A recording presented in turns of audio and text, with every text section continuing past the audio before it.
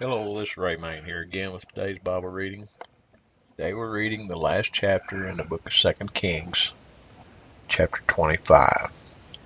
And it came to pass in the 9th year of his reign, in the 10th month, in the 10th day of the month, that Nebuchadnezzar, king of Babylon, came, he and all his host, against Jerusalem, and pitched against it, and they built forts against it round about. And the city was besieged unto the 11th year of King Zedekiah. And on the 9th day of the 4th month the famine prevailed in the city, and there was no bread for the people of the land.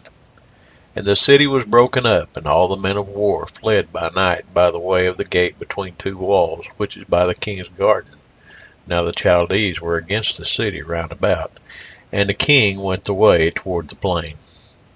And the army of the Chaldees pursued after the king, and overtook him in the plains of Jericho, and all his army were scattered from him. So they took the king, and brought him up to the king of Babylon to Riblah, and they gave judgment upon him. And they slew the sons of Zedekiah before his eyes, and put out the eyes of Zedekiah, and bound him with fetters of brass, and carried him to Babylon. And in the 5th month, on the 7th day of the month, which is the 19th year of King Nebuchadnezzar, king of Babylon, came Nebuzaradan, captain of the guard, a servant of the king of Babylon, unto Jerusalem. And he burnt the house of the Lord, and the king's house, and all the houses of Jerusalem, and every great man's house burnt he with fire.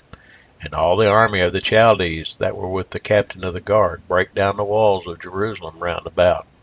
Now the rest of the people that were left in the city, and the fugitives that fell away to the king of Babylon, with the remnant of the multitude, did Nebuzaradan, the captain of the guard, carry away.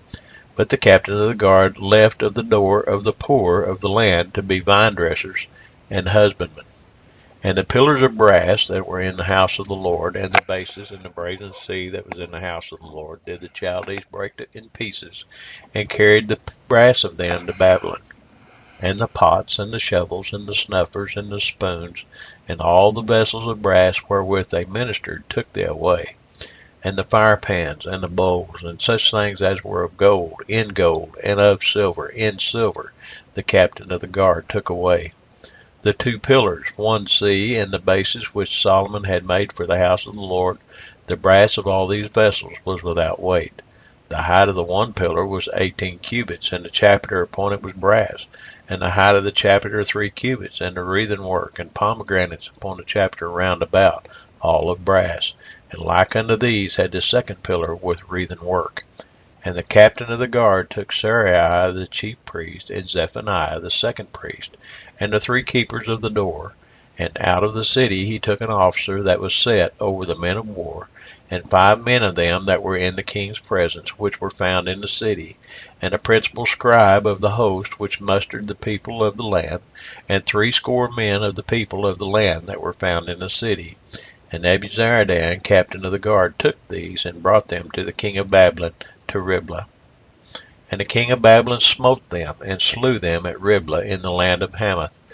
So Judah was carried away out of their land.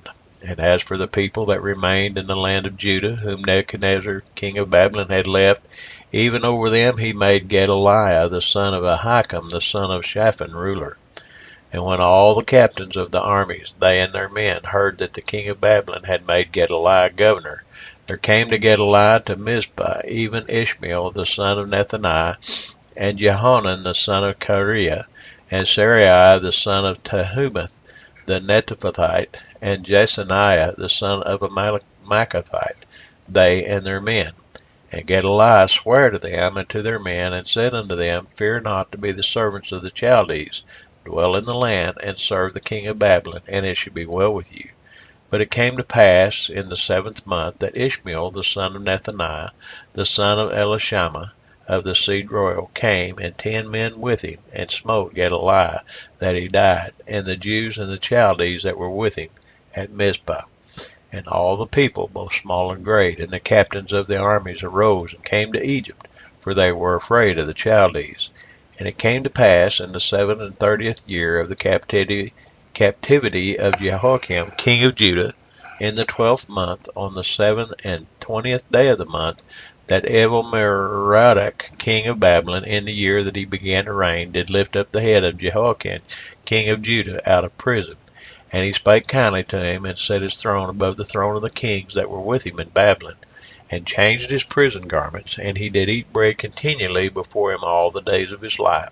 And his allowance was a continual allowance given him of the king, a daily rate for every day, all the days of his life.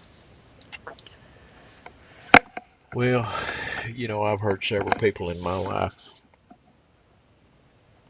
talk about we need to get back to the old past, and they would kind of circumvent that by we need to get back to the old days. Folks, these kind of old days I'm not interested in. Zedekiah was an evil man, evidently, and he did evil in the sight of the Lord. But it just struck me as we were reading this. Not only was he captured, but all of his sons were killed right before his eyes, and then they put his eyes out, and then they made him a slave. Then they took him away. It's the cruelty, the inhumanity of man to man. This happened then, and I would imagine that that's happening now. Because man is still, gosh, words fail me. Words fail me. So anyway, that's the reading for today. God bless you. Have a blessed day.